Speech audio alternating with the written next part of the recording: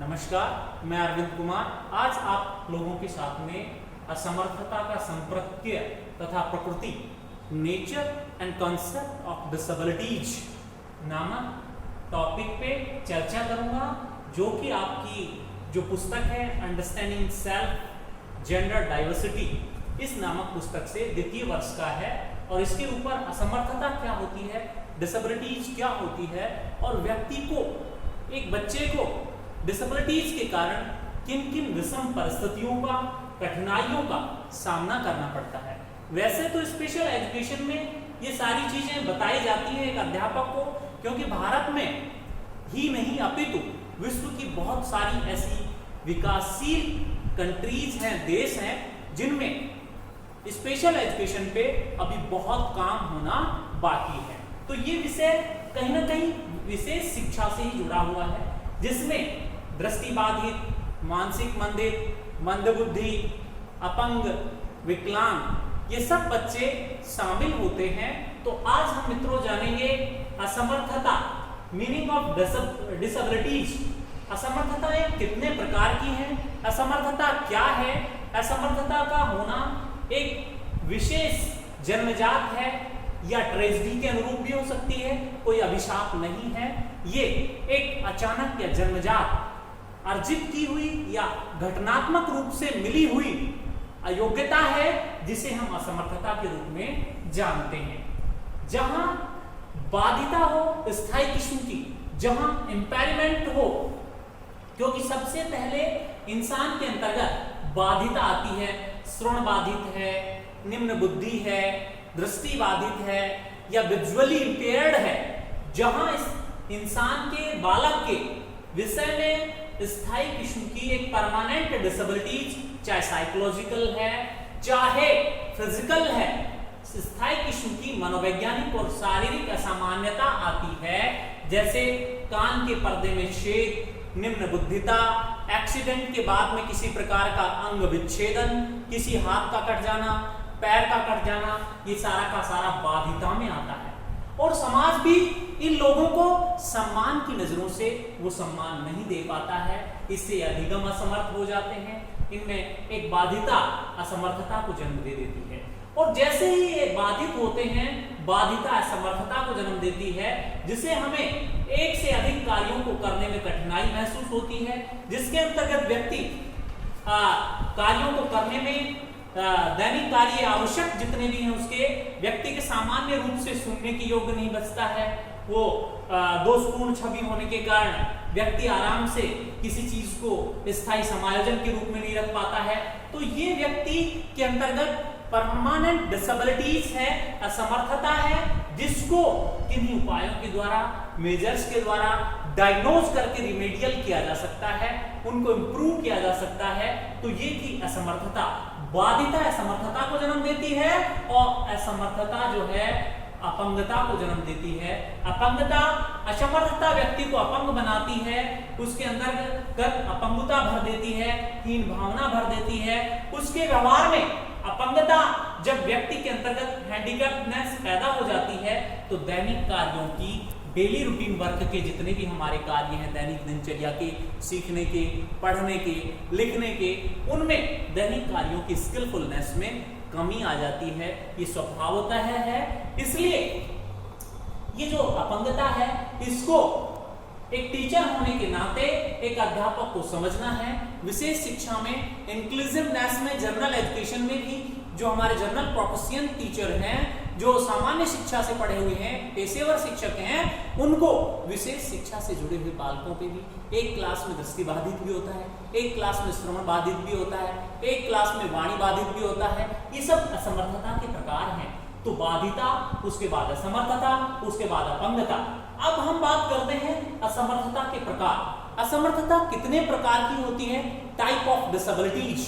Types of disabilities 2 types की होती है। सबसे पहले मेंटल डिसेबिलिटीज, दूसरी है शारीरिक असमर्थता। तो मेंटल डिसेबिलिटीज भी पुनः 2 प्रकार की है। सबसे पहले लर्निंग डिसेबिलिटीज, जो बच्चा सीखने में, जो बच्चा पाठ्यक्रम को समझने में, पढ़ने में, लिखने में डिफिकल्टीज अनुभव करता है, वो बच्चा लर्निंग डिसेबिलिटीज का शिकार है। दूसरा है मंदबुद्धिता।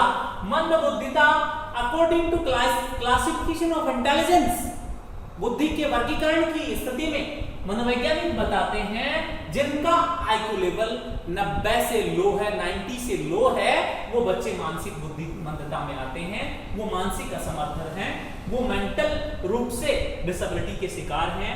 इनमें मानसिक विकलांग सम्मिलित होते हैं, जो बच्चे बहंगापन के शिकार होते हैं, बच्चे बहुत देर से समझ पाते हैं, बहुत देर से वातावरण के साथ समायोजन करने में सक्षम हो पाते हैं, ये सारे के सारे बच्चे मानसिक मेंटल डिसेबिलिटीज में आते हैं। अब अगला है हमारा शारीरिक असमर्थता।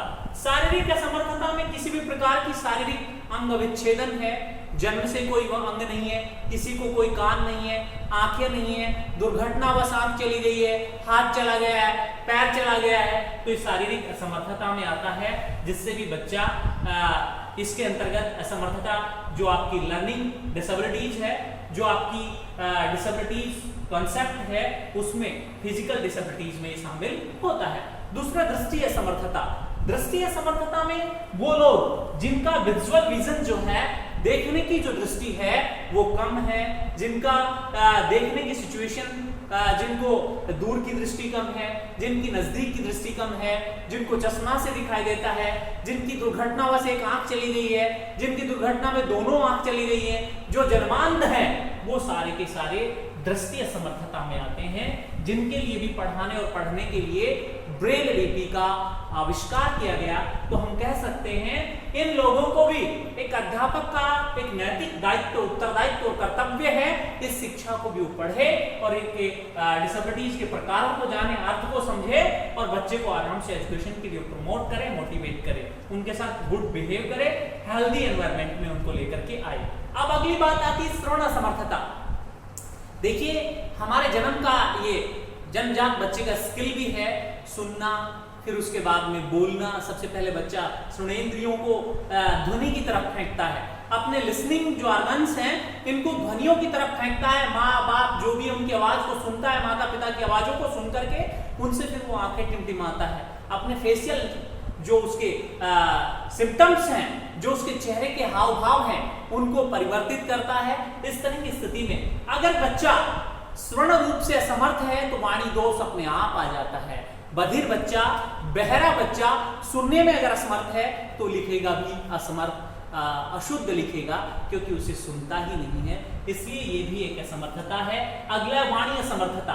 वाणी में आपका देखिए हकलाना, तुतलाना, गूंगा और ये आपके बीच में रुकने वाले, ये सब इसके अंतर्गत आते हैं वाणी असमर्थता में। जिनकी जिह्वा मोटी होती है, जिनको तोतलापन है, जिनको जो उच्चारण स्फुट है, जिनका स्पीकिंग जो एबिलिटी है वो किसी न किसी प्रकार के रोग से या जन्मांत या किसी प्रकार के विकारों से ग्रसित है, तो वाणी असमर्थता के रूप में वो बच्चा सम्मिलित होता है। इसलिए एक अध्यापक का ये एक नैतिक दायित्व है और भारत सरकार भी इसके लिए आरसीआई को कंस्टिट्यूट करके, भारतीय संसद के द्वारा एक ऑटोनॉमस बॉडी क्रिएट करके रिहैबिलिटेशन काउंसिल ऑफ इंडिया, भारतीय पुनर्वास परिषद, डीफ, डम्ब एंड ब्लाइंडनेस, अंधे, बहरे, गूंगे, हकलाट वाले, तोतलेपन वाले, मंदबुद्धि वाले, शारीरिक विकलांग, इन सब को समाज की मुख्य धारा में लाने के लिए, इनको एक नैतिक जीवन, इनकी दिनचर्या स्थापित करने के लिए भारत सरकार, राज्य सरकारें, शैक्षिक चिंतक, गैर सरकारी संगठन इनके ऊपर बखूबी बहुत वर्क कर रहे हैं और आशा है इस असमर्थता के संप्रत्यय को आने वाला भारत का 21वीं शताब्दी का प्रभावी शिक्षक इस पे अपना एक अद्भुत योगदान देगा, बच्चों को समझेगा, क्लासरूम टीचिंग में इनको सम्मान भी देगा।